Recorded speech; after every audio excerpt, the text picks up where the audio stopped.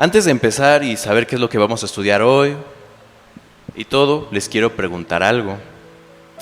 ¿Quién de aquí ha tenido una necesidad que, a pesar de sus esfuerzos personales, a pesar de que pasaron pasó mucho tiempo, a pesar de ir con profesionales de la materia, un médico, un psicólogo, no sé, un arquitecto para su casa, nunca se pudo concretar esa necesidad, nunca se pudo llenar, nunca se pudo saciar? A ver, alguien, yo creo que todos, ¿no? Hemos tenido... A ver, ¿alguien quiere comentar algo? ¿No? Muy personal. Pónganse a pensar en eso, porque justamente de hoy les voy a contar una historia de alguien igual que todos nosotros. Es una persona que tenía una necesidad tan grande y pasaban los años y buscaba y hacía hasta lo imposible para poderla saciar, pero nunca pudo. Y de esa persona de la que hablo es el paralítico de Betesda. Así que acompáñenme a sus Biblias, vamos a ir a Juan 5, vamos a leer casi todo.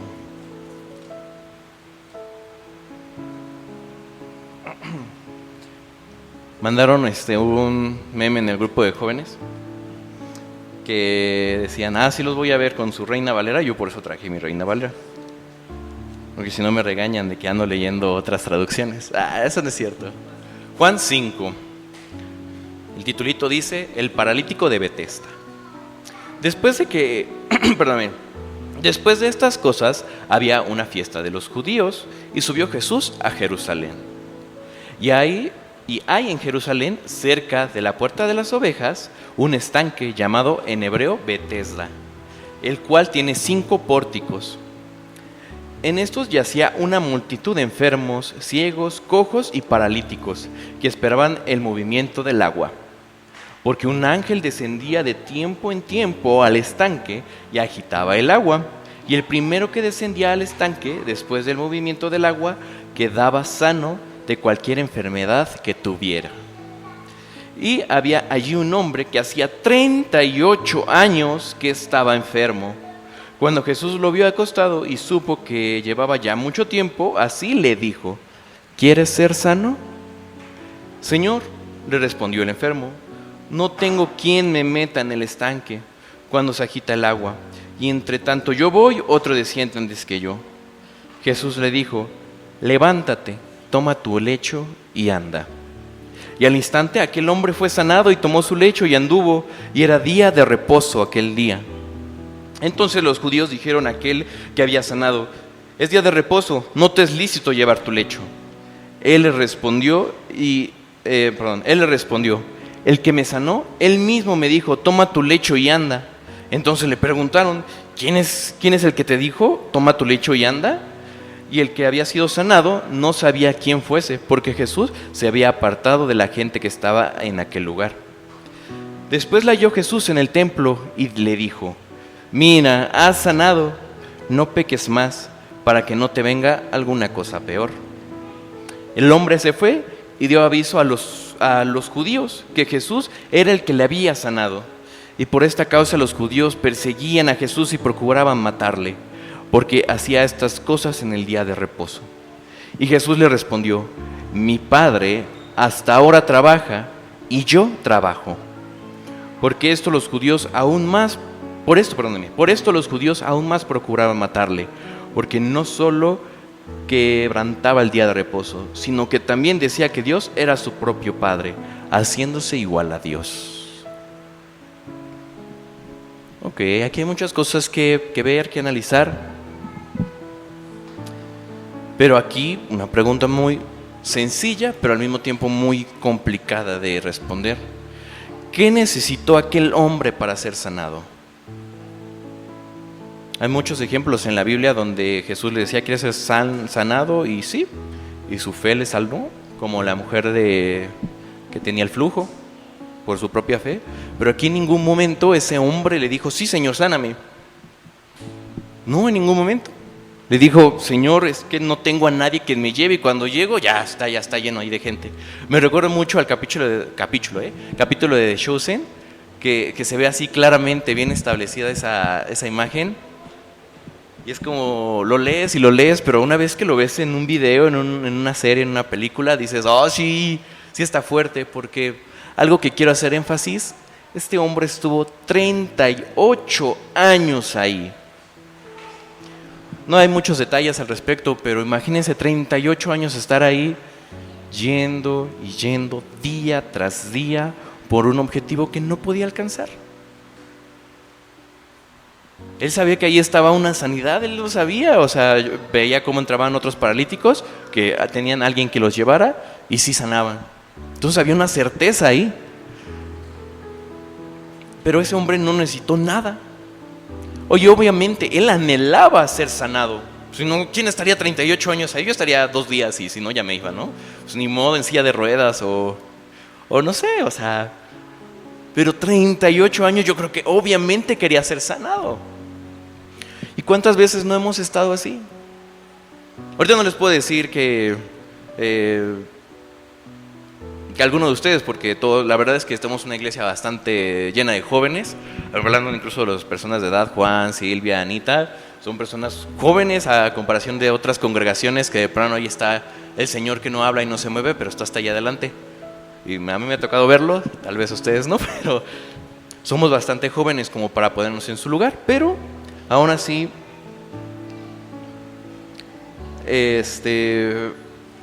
esta persona usó todas sus fuerzas, todos los métodos que podía para ser sanado. Yo regreso al mismo ejemplo que les preguntaba al principio, de esa necesidad que ustedes han tenido en sus vidas. Yo sé que todos, no hay nadie, no hay hombre en la tierra que no haya tenido una necesidad, que ha buscado un médico, que ha buscado un buen trabajo, que ha buscado un abogado. Yo les puedo hablar desde mi propia experiencia, para no ventilar a nadie, me voy a ventilar yo. Cuando ocurrió lo de mi papá, muchos de ustedes ya lo saben, mi mamá hacía hasta lo imposible, dio todo el dinero del mundo que tenía para poder sacar a mi papá lo antes posible. ¿Y qué sucedió? Nada. Absolutamente nada. Se fueron personas con ese dinero. Parecíamos el paralítico ahí de, es que no, o sea, lo intento, aquí están las personas, aquí están los abogados, aquí está estos conocidos. No se puede. Pero cuando yo le invité a mi mamá a decirle, déjalo en manos de Dios. Vamos con el de oficio, que es, ¿has escuchado cuando en las películas arrestan a alguien y te dice, si no puedes pagar a un abogado, ¿cómo se llama? El Estado te dará uno, ¿no? Bueno, pues nosotros nos fuimos con el que nos dio el Estado y miren, increíble su trabajo. Nos decía, bueno, ustedes lo tienen que hacer, o si no yo les voy a cobrar por fuera, etcétera, pero ustedes háganlo. Nos daba unos papeles que teníamos que llevar a tal lado, un rollo, ¿no? Y esa fue la única persona, porque le daban 10 años, 15 años, no, ya hice lo máximo posible, 8, él le dio 5 años, 4 meses. Aún así, no era la respuesta que esperaba mi mamá. Pero aún así yo les dije siempre a toda mi familia, confía. Hay un propósito detrás de esto. Así que algo que les quiero mencionar también, no es malo querer hacer las cosas en nuestras fuerzas, ¿no? Es un pequeño instinto que tenemos. No, pero como los que estuvieron en la clase del martes, nosotros no somos animales. Nosotros no solamente nos guiamos por el instinto, tenemos un espíritu y un alma. Así que vamos a dejar en las manos del Señor nuestros planes, ¿vale? Aquí la sanidad física y espiritual de esta persona, de su alma, de su mente, de su corazón, no dependió de unos métodos humanos, que era llevar a la persona al estanque, sino dependió exclusivamente de algo, ni siquiera de su fe de esa persona. ¿De qué fue? Yo les pregunto a ustedes.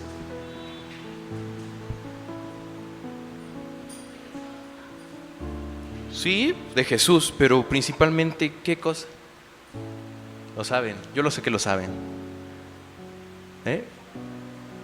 ¿Constancia? No. No. Porque ahí decía que solamente se dirigió a él, no a todos los que estaban ahí. Ahorita vamos a ese punto, pero exactamente, pero así porque él lo deseaba y lo anhelaba. No. Ajá, por gracia. Exactamente. Sí, voy a separar eso porque en muchas historias sí viene lo que ustedes me comentan, por su fe, por su constancia, por seguirle, o sea, la constancia lo veo con los amigos que abrieron un techo. Imagínense aquí de la nada que estuviera abriendo el techo. O sea, eso sí es constancia, el querer hacer las cosas. Él te va a sanar, ¿ven? Con la mujer del flujo que le rozó el manto y ella quería solamente rozarle su manto. ¿Y qué le dijo Jesús? ¿Eres sana? No, le dijo, tu fe te sanó. ¿Y aquí qué le dijo? Me dijo, tu fe te salvó. Qué bueno que estuviste aquí 38 años para encontrarme a mí. Yo vine a ti. Yo vine a ti a darte gracia, a decirte, toma tu lecho y anda. Así que muchas veces va a ser así, hermanos. Muchas veces lo veo también con Josías. Perdóname que te tome de ejemplo, amigo. Pero lo que te pasó en tu trabajo no fue otra cosa más que gracia. Sí, porque tuviste fe y has servido muchísimo y bendigo a Dios por tu vida, amigo. Pero eso fue un ejemplo de una gracia absoluta, inimaginable.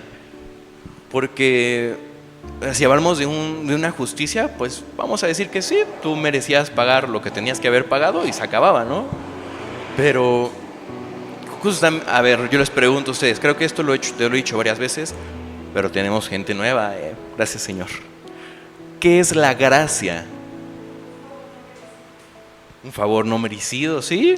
Que te den algo que no mereces. Y eso es diferente a la misericordia. ¿Qué es la misericordia?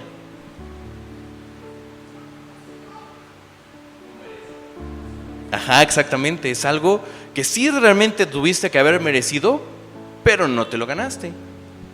Es muy diferente. Solamente quería dejar eso claro.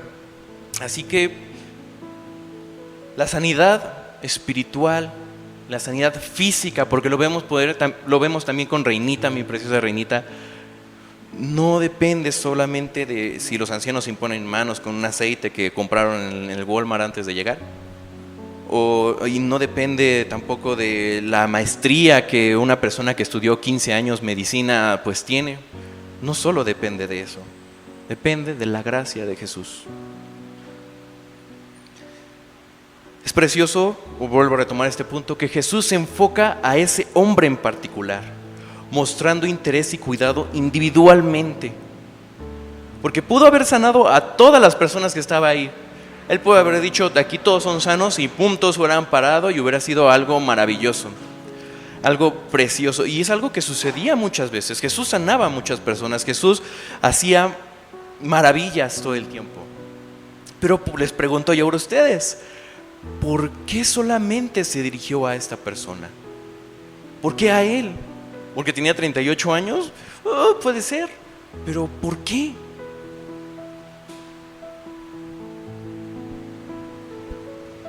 Pónganse a empezar en eso. ¿Por qué se acercó a él? ¿Era muy especial?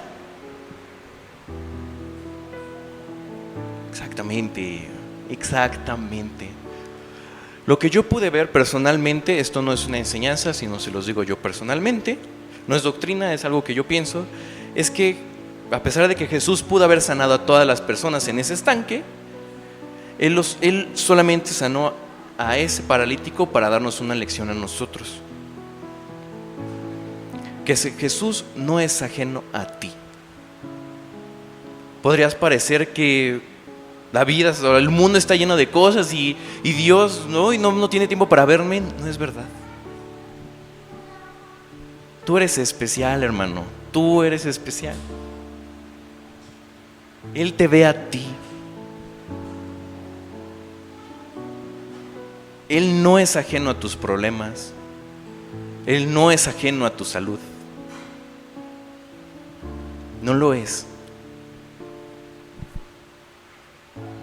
La palabra dice que aún los cabellos de tus cabezas.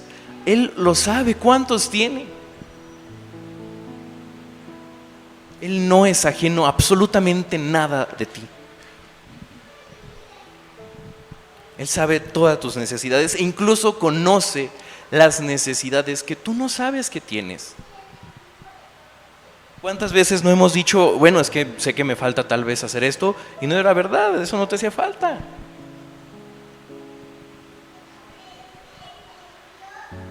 Hoy es un buen día para volver a reflexionar en eso. Jesús, Dios, el Espíritu no son ajenos a ti. Él te ama. Él decidió dar su vida por ti. Hoy ponte en los pies del paralítico.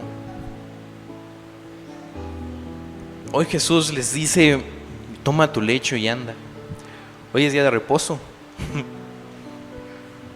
Algo también muy importante, que la curación en el día de reposo que subraya Jesús, se puede ver que Él es el rey de la ley y que su poder tiene un propósito que nosotros no le podemos restringir. Eso es muy importante. ¿Cuántas veces no me lo has querido poner estigmas a Dios y no, las cosas son así? Jesús es el rey de la ley. Jesús vino a cumplirla. Él es la ley. No hay nada que se pueda escapar de Él. O sea, Él puede cambiar todo si Él así lo desea. Todo. Es muy importante, porque ¿cuántas veces no hemos oído decir a los médicos?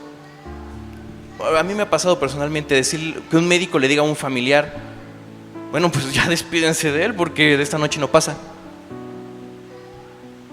Y es raro, me gusta mucho decir este chiste de si me dieran una moneda por cada vez que me dijeran eso, tendría 2 monedas. Que no es mucho, pero sería muy extraño tener 2 monedas por eso. Que le digan a una persona pero cercana, decir, bueno, ¿se va a morir o qué? Pues adiós, ¿qué te digo? O sea, no sé qué hacer en este momento. Y al otro día esa persona está sana. Y fue porque le pidieron a Dios que fuese sanado y llegó un pastor, un anciano, un hermano, quien sea, a tocarle su cabeza. No, esa persona ni creía en Dios. Pero Dios tiene un propósito para esa persona. Creamos, amados hermanos, que Él tiene un propósito personal para cada uno de nosotros. ¿Cuál es? La verdad no lo sé. Quisiera conocerlos tan a fondo que les podría decir para que sea más sencillo, pero aquí solamente hay una forma de encontrar ese motivo, y creo que todos lo saben. Y para los que no lo saben, es simple: aceptar su gracia. No podemos pagar absolutamente nada, ya lo hemos dicho muchas veces. El precio por la muerte, el precio por el pecado es la muerte. ¿Y qué creen? Ya fue pagado. Nosotros no nos paramos aquí como muchas iglesias a decirles, si no diezman, no les va a ir bien y no se van a curar. Y yo me voy en mi coche, yo vengo en metro cargando 1000 cosas que digo, Señor, ya me cansé. Pero vengo aquí a ofrecerles algo que no tiene precio. Y no se lo ofrezco yo, ya lo hizo Jesús. Hoy, amados hermanos, Jesús les pregunta, ¿quieres ser sano? No hablo solamente físicamente, tu corazón, tus pensamientos, tu vida personalmente. ¿Quieres ser sano? Solo necesitas una cosa: confiar que la gracia viene de Dios, no de los hombres, ni siquiera de tu propio esfuerzo, que no es malo esforzarse, amados hermanos, no es para nada malo, es muy bueno. Dios nos llamó a trabajar, pero no depende de ti tampoco.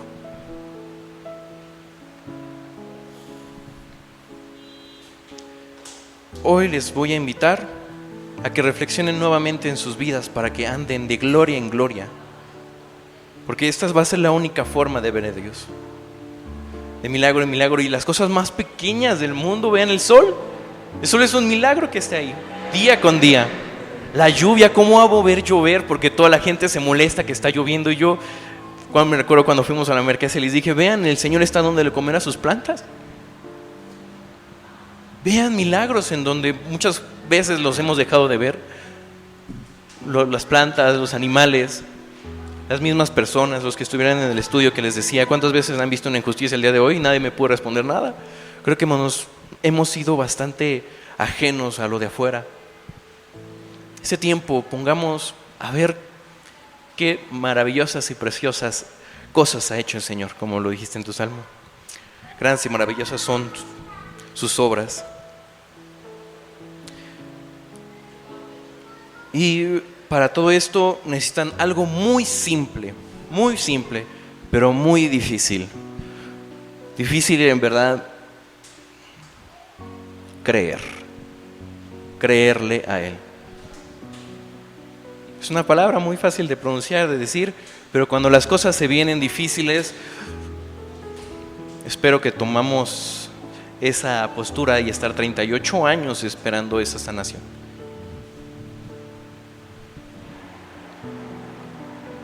Creer es muy difícil, hermanos, más cuando las cosas no se ven bien. Me gusta mucho una imagen que usan para los niñitos, que es una personita andando con los ojos vendados y que se va a dejar caer en un precipicio y está la mano de Dios así. Esa imagen para mí es muy especial porque me la dieron en un llavero y yo se lo di a mi papá en ese tiempo muy complicado. Y fue lo que lo sacó adelante. Creer en Dios. Hay muchas cosas que reflexionar de esta historia, pero la que yo se las voy a dejar hoy es que, hermanos, todos somos ese paralítico. Todos somos esa persona que Jesús nos vio con amor y nos dijo: levántate, toma tu lecho y anda. Vete de aquí, no peques más, eres libre. Y gloria a Dios por eso. Fue muy especial que las palabras que puso Dios en mí, porque yo soy mucho más de estudios, de saber qué significa cada palabra. Quería comentarles más cosas de lo especial que era el estanque de Betesda, porque estaba en la puerta de los corderos, que apuntaba hacia Belén. ¿Y quién nació en Belén? Jesús. Pero créanme que eso no importa, cuando realmente lo que importa es verle a Él y decir: gracias, Señor. Es tiempo de andar de gloria en gloria, hermanos. Es tiempo de verle nuevamente a Él. Ya lo dijo con nuestro amado pastor, es tiempo de verle a Él. O sea, vamos a sufrir tal vez, pero tengamos confianza de que Él es más grande que la tormenta. Gracias, amados hermanos. Realmente, anhelo que sea algo para sus corazones. Llévenselo de tarea, el poder ver milagros, ver todo alrededor. Hay mucho que agradecer.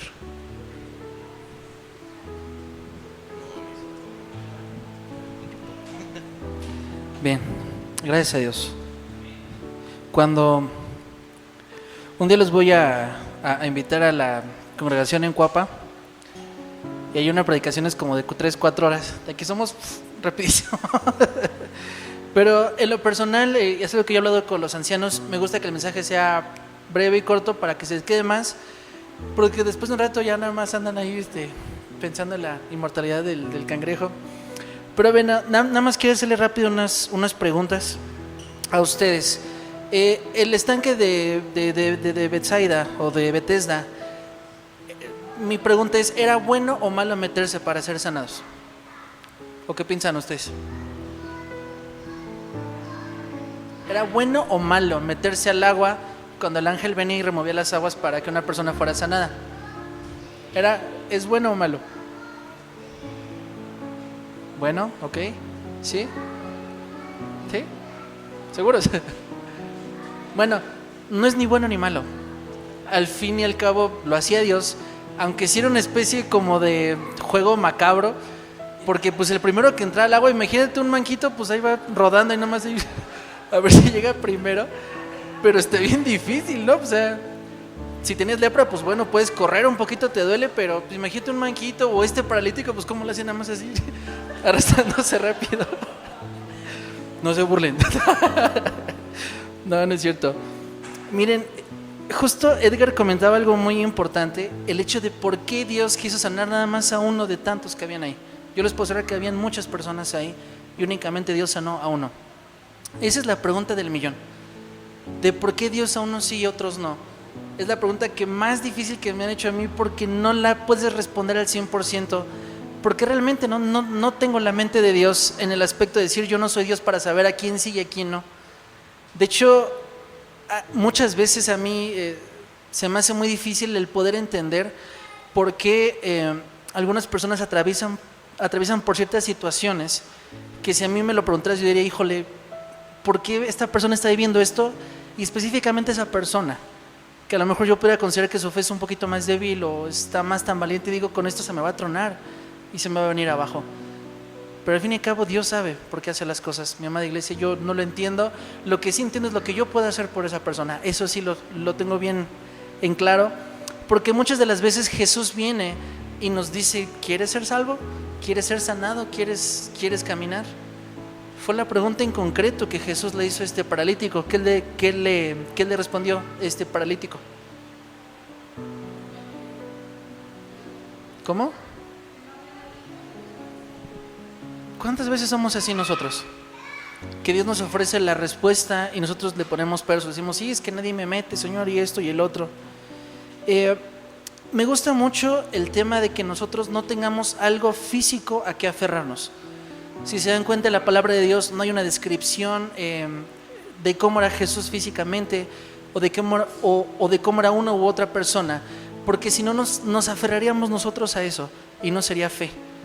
Por eso les preguntaba si era bueno o no ser sanados por meterse en ese estanque, porque al fin y al cabo, si nosotros aquí tuviéramos un estanque, nuestra fe sería volcada en eso y decir, pues me voy a meter en el agua para ser sanado, y nuestra fe no estaría tanto puesta en lo que Dios puede hacer. Por eso para mí es muy importante el hecho de que no se aferren a ninguna imagen. De hecho, yo les diría, no hay un ABC en el cristianismo de cómo te van a resultar las cosas. Algunas cosas les van a funcionar a unos y otros no. Eso es un camino misterioso y precioso de cómo buscar a Dios y de ver cómo Dios te quiere llevar a ti a hacer las cosas. Eso es preciosísimo, en verdad. Y ya por último, esta es mi pregunta. ¿Por qué Jesús sanó a ese paralítico en el día de reposo? Los pongo un poquito en contexto. Moisés dejó establecida una ley que cualquiera que hiciera algo en el día de reposo, tal hombre debería ser muerto inmediatamente. ¿Por qué Jesús lo hizo en el día de reposo si Jesús no vino a abolir la ley, sino a cumplirla? ¿Por qué Jesús lo sanó en el día de reposo? Y de hecho no es la primera vez que Jesús hizo algo en el día de reposo. ¿Por qué?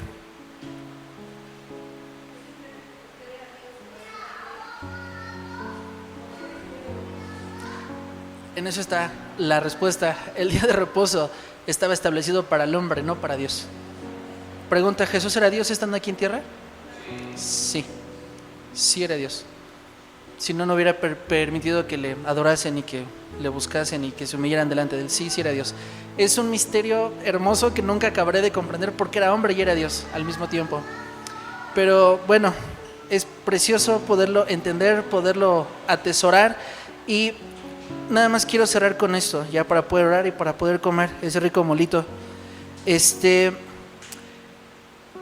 Yo les decía algo referente al tema del Shema. ¿Recuerdan ustedes cuál es el Shema? Escuchar. Pero ¿cuál es el versículo? Que está en Deuteronomio capítulo